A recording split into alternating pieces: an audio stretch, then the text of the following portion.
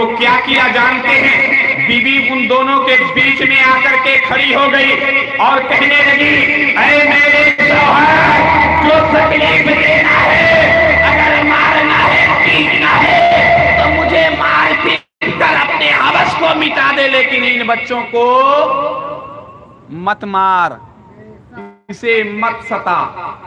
لالچ تھا پیسے والا ہونے کا، بیوی کو ڈھکیلا، بیوی کو چھڑک دیا، بیوی دیوار سے ٹکرائی، سر جا کے دیوار سے لگا، بیوی تھوڑی دیر کے لیے بے ہوش ہو گئی، دونوں بچوں کو پکڑا، گھسیٹتے ہوئے باہر نکالا۔ اللہ اکبر۔ کہاں پر لے کر پہنچے؟ المختصر، دریا کے کنارے لے کر گئی۔ بیوی کو ہوش آیا، بھاگتی ہوئی پیچھے پیچھے گئی اور جا کر کے دیکھتے کیا ہے کہ ان دونوں معصوم سے بچے کو مارا اور پیٹا جا رہا ہے۔ پھر بیوی سامنے آ کر کھڑی ہو جاتی ہے، اے شوہر، مارنا ہے تو مجھے مار دے، جان لینا ہے تو میری جان لے لے، لیکن ان رسول کے گھرانے والے کو چھوڑ دے، ان سادات رسول کو چھوڑ دے، اسے معاف کر دے۔ اللہ اکبر۔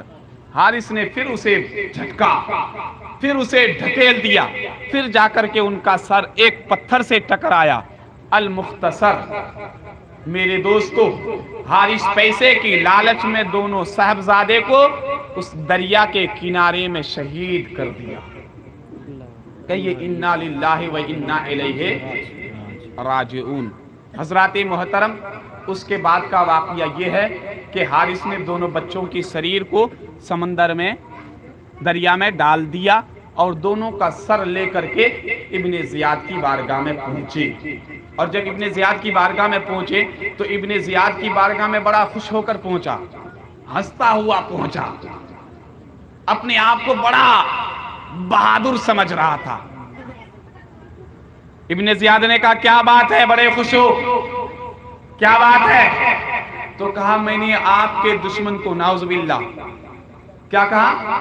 آپ کے دشمن کا سر کاٹ کر لایا ہوں، مسلم بن عقیل کے دونوں صاحبزادے کا سر کاٹ کر لایا ہوں۔ ابن زیاد بڑا غصہ آیا، اس لیے تم خوش ہو رہے ہو؟ مسلم کے بچے کے سر کو کاٹ کے لائے ہو، اس لیے خوش ہو؟ تم سوچ رہے ہو انعام سے نوازا جائے گا؟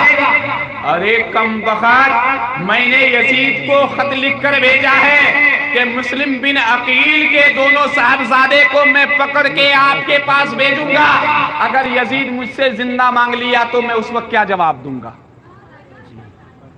ہے کہ نہیں؟ تم نے کون سر کو الگ کرنے کے لیے کہا، کون مارنے کے لیے کہا، کون شہید کرنے کے لیے کہا؟ حارث تو پیسے کے لالچی تھا نا، حارث تو پیسے کے لالچی تھا نا۔ وہ جب ابن زیاد کی اس بات کو سنا تو پھر سوچ میں پڑ گیا۔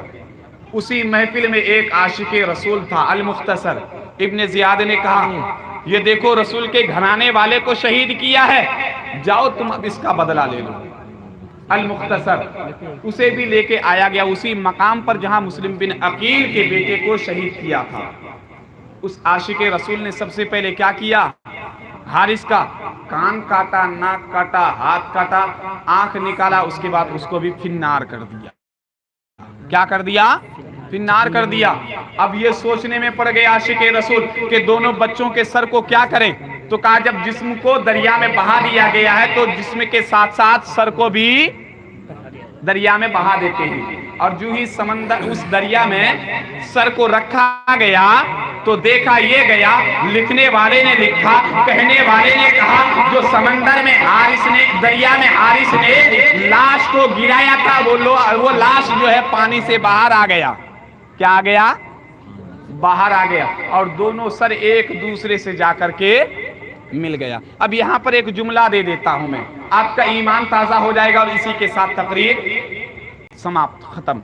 کیا معلوم ہے، کبھی آپ دیکھیں ہیں، پیپروں میں سنے ہوں گے، موبائلوں میں دیکھے ہوں گے کہ کوئی انسان جب ڈوب کے مر جاتا ہے تو اس کی لاش جو ہے، اس کا شریر پانی میں تیرتا ہے کہ نہیں؟